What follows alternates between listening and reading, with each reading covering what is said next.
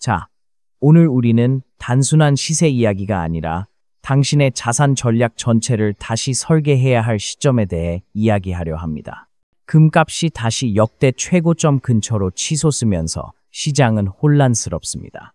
누구는 이제 너무 비싸다고 말하고 또 누구는 아직 시작도 안 했다고 외칩니다. 그런데 그 사이에서 조용히 포트폴리오를 재정비하는 사람들만이 결국 웃습니다. 2025년 11월 현재 이 시장의 본질은 단순히 가격 상승이 아니라 패러다임의 전환입니다. 그동안 금은 인플레이션 방어 수단으로만 여겨졌죠. 하지만 지금은 다릅니다. 각국의 통화 정책이 흔들리고 지정학적 리스크가 일상이 되면서 금은 더 이상 대체 자산이 아니라 핵심 자산으로 올라섰습니다. 시장의 무게중심이 바뀌고 있다는 뜻이죠. 이런 흐름 속에서 가장 먼저 던져야 할 질문은 단 하나입니다. 지금 당신의 포트폴리오 안에 금은 몇 %입니까? 많은 투자자들이 이 구간에서 망설입니다. 이미 많이 올랐는데 지금 들어가도 될까? 하지만 시장의 역사는 늘 같은 이야기를 반복합니다. 겁이 날 때가 기회였고 확신이 넘칠 때가 고점이었습니다. 지금 금값이 숨을 고르고 있는 바로 이 순간, 단기적인 흔들림을 두려워하기보다는 중장기적 방향을 읽어야 할 때입니다. 지금의 급등은 단순한 투기적 랠리가 아닙니다. 중앙은행들이 외환 보유고의 구조를 바꾸고 있고 세계 각국의 부자들이 주식과 부동산 대신 금으로 자산을 옮기고 있습니다. 다시 말해 돈의 성격 자체가 바뀌고 있다는 겁니다. 이런 상황에서 금을 단순히 시세의 대상, 즉 사고 파는 물건으로만 본다면 이미 절반은 놓친 셈입니다. 이제 투자자에게 필요한 것은 감정적 타이밍이 아니라 구조적 포지션입니다.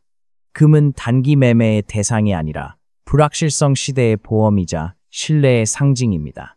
가격이 약간 눌릴 때마다 조금씩 비중을 늘려가는 분할 접근 전략. 그것이 지금 시장에서 가장 현명한 길입니다. 결론부터 말하겠습니다. 지금은 도망칠 때가 아니라 재정비할 때입니다. 금을 무조건 추격 매수하라는 말이 아닙니다. 다만 시장이 잠시 숨을 고르고 있을 때 냉정하게 자신의 포트폴리오를 다시 들여다보고 구조를 바꿔야 합니다. 왜냐하면 이번 흐름은 단발성 급등이 아니라 글로벌 자산 질서의 재편이라는 장기 사이클이기 때문입니다. 지금부터 저는 그 근거를 구체적인 수치와 시장 흐름으로 하나씩 보여드리겠습니다. 오늘의 핵심은 명확합니다. 조정은 끝이 아니라 더 큰 상승을 위한 숨 고르기입니다. 그리고 그 변화를 먼저 읽는 사람이 다음 10년의 승자가 됩니다. 이제 숫자로 시장의 현재 위치를 명확히 짚어보겠습니다. 2025년 11월 1일 기준 국제 금 시세는 온스당 약 470달러, 불과 한 달 전 기록했던 사상 최고가 300달러에서 약간 조정을 받은 상태입니다. 그러나 이 5% 남짓한 하락은 시장의 체력이 약해졌다는 신호가 아니라 너무 빠르게 달려온 상승 랠리의 숨 고르기로 해석하는 게 맞습니다. 우리나라 국내 금 소매가는 현재 그램당 약 182 영원선에서 형성되어 있습니다.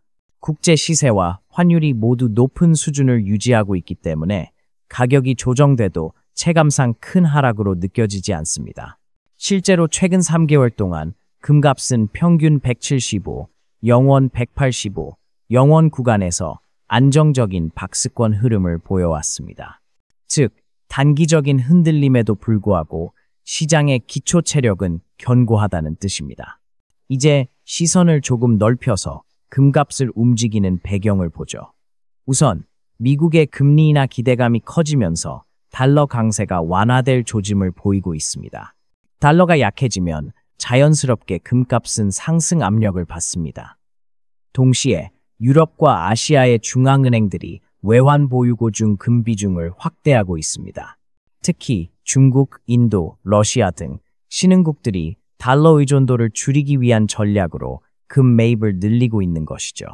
이건 단순히 수요 증가가 아니라 국가 단위의 자산 이동이라는 점에서 의미가 큽니다. 국내 시장으로 돌아오면 또 하나 주목해야 할 지점이 있습니다. 바로 국내 프리미엄입니다. 한국의 금 거래소에서는 국제 시세보다 평균 3~5% 정도 높은 가격이 형성되는 경우가 많습니다. 이는 내수 수요가 여전히 강하다는 증거입니다. 즉, 국제 시세가 조정되어도 국내 금값은 그 충격을 덜 받는 구조로 되어 있다는 뜻이죠. 이러한 데이터들을 종합하면 지금의 금 시장은 불안보다 안정에 가깝습니다. 단기 조정이 있었지만 수요의 기반과 매수세의 질이 달라졌기 때문에 하방이 단단히 받쳐져 있는 상태입니다. 즉, 급락장이 아닌 재정비 구간이라는 한 문장으로 요약할 수 있습니다. 결국 이 구간에서 중요한 것은 숫자가 아니라 해석입니다. 300달러에서 70달러로 떨어졌다고 해서 흐름이 바뀐 게 아닙니다. 이건 단순한 가격 조정이 아니라 다음 도약을 위한 준비 구간입니다. 그리고 바로 이 구간에서 움직이는 사람과 멈춰있는 사람의 차이가 앞으로 1년 후에 자산 격차를 만들어낼 것입니다. 이제 금값을 끌어올리고 있는 근본적인 힘들을 살펴보겠습니다. 단기적인 가격 등락보다 훨씬 중요한 것은 이 상승의 구조적 배경입니다. 2025년 현재 금시장의 핵심 변수는 세 가지로 요약됩니다. 지정학, 중앙은행, 그리고 심리. 첫째, 지정학적 리스크의 장기화입니다. 중동과 유럽, 그리고 동아시아까지 불안 요소가 한꺼번에 중첩되면서 전 세계의 자금은 안전한 피난처를 찾기 시작했습니다. 이럴 때마다 가장 먼저 움직이는 자산이 바로 금이죠. 실제로 2024년 하반기 이후 분쟁이 확대될 때마다 금 ETF로 자금이 빠르게 몰렸습니다. 단기 뉴스가 아닌 지속 가능한 불안의 구조가 만들어진 셈입니다. 둘째, 중앙은행의 금 매입 러시입니다. 세계금협회 자료에 따르면 2024년 이후 중앙은행들의 순매입량은 사상 최대치를 경신했습니다. 특히 중국, 인도, 러시아, 터키가 주도하고 있습니다. 이 나라들은 공통적으로 달러 자산에 대한 신뢰가 약해지고 있죠. 따라서 달러 대신 금을 보유하는 비율을 높이고 있습니다. 이 흐름은 단순한 유행이 아니라 통화 패권의 균형이 바뀌고 있다는 신호로 읽어야 합니다. 셋째, 인플레이션에 대한 심리적 방어입니다. 금리는 내리고 있지만 소비자 물가는 여전히 높습니다. 사람들은 통장 속 숫자보다 실질 자산의 가치를 믿기 시작했습니다. 그래서 주식보다 부동산보다 더 단순하고 명확한 실물 가치를 찾는 겁니다. 그 결과 금은 다시 한번 신뢰의 화폐로 자리 잡고 있습니다. 이 세 가지가 동시에 움직이면서 금의 상승은 단기 투기 흐름이 아니라 구조적 상승 사이클로 전환되었습니다.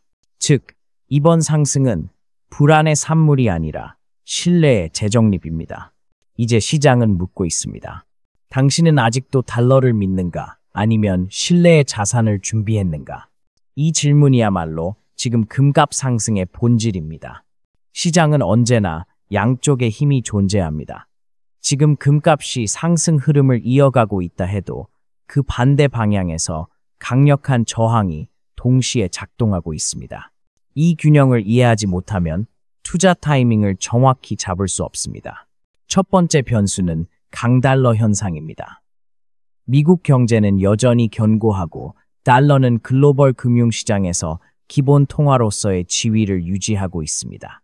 달러가 강세를 보이면 달러로 표시되는 금값은 상대적으로 눌릴 수밖에 없습니다. 최근 미국의 실업률이 낮게 유지되면서 달러 인덱스가 106선을 넘어섰고 이는 금값이 단기적으로 주저앉는 원인이 되었습니다. 그러나 이 흐름은 일시적일 가능성이 큽니다. 금리 인하 사이클이 본격화되면 달러 강세는 자연스럽게 완화될 것입니다. 두 번째 변수는 금리의 불확실성입니다.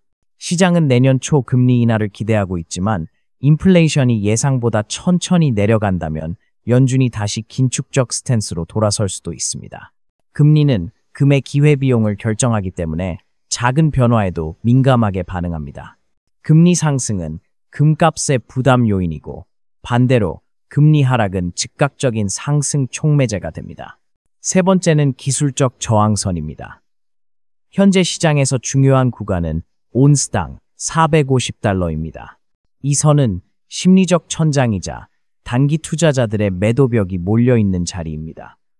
반면에 하단에는 3,980달러의 지지선이 단단히 자리 잡고 있습니다.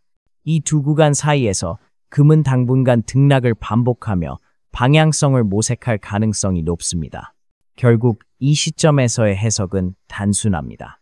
지금은 추세가 꺾인 시점이 아니라 에너지 재축적 구간입니다.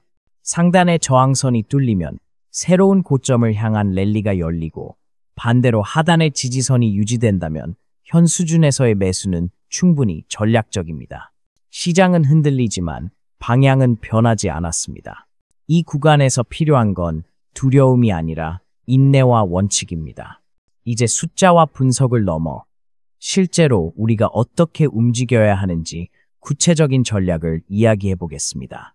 결론부터 말하자면 지금은 비중 조정의 시기, 즉 금을 새롭게 샀거나 팔기보다는 전체 자산 구조 속에서 금의 비율을 다시 설계해야 할 때입니다.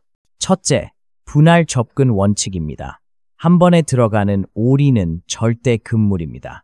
금 시장은 변동성이 낮아 보이지만 실제로는 달러 금리, 정치 변수에 따라 빠르게 반응합니다.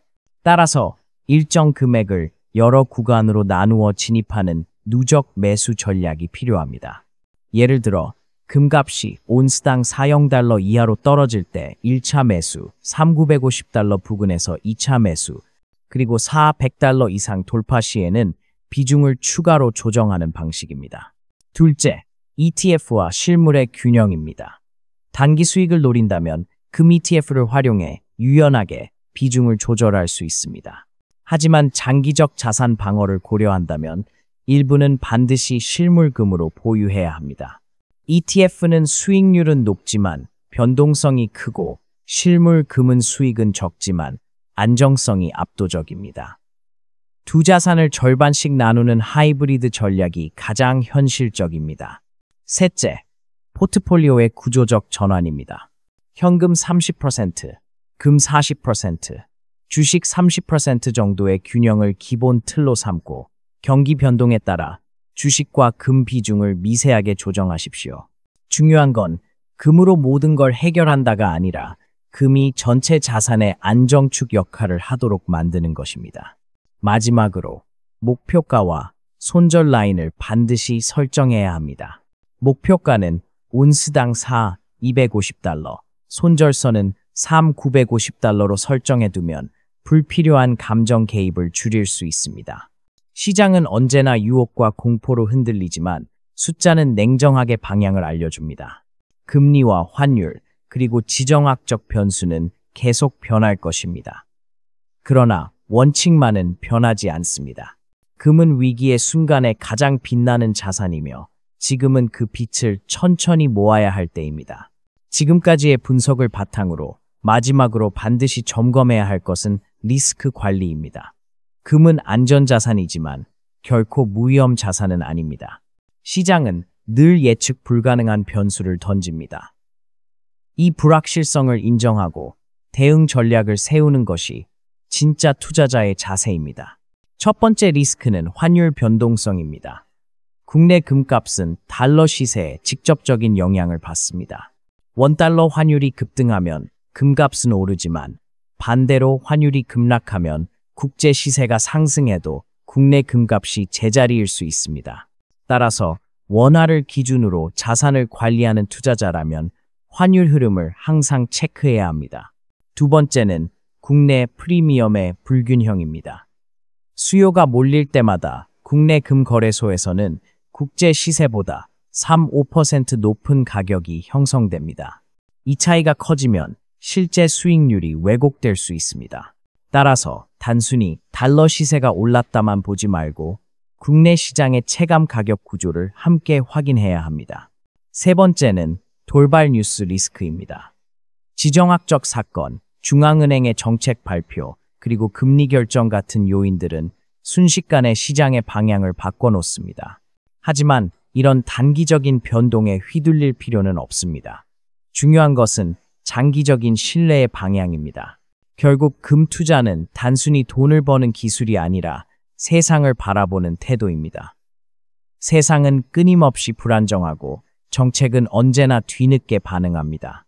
그러나 그런 혼란 속에서도 자신만의 원칙을 지킨 사람만이 진짜 부를 쌓았습니다. 오늘의 결론은 명확합니다. 지금은 포기할 때가 아니라 준비할 때입니다. 금은 단기적 변동 속에서도 꾸준히 신뢰를 회복하고 있고 그 신뢰는 곧 가치로 이어집니다. 시장의 소음에 휘둘리지 말고 조용히 당신의 자산 구조를 다듬으십시오. 진짜 부는 예측이 아니라 태도에서 비롯된다는 사실을 지금의 금 시장이 다시 한번 증명하고 있습니다.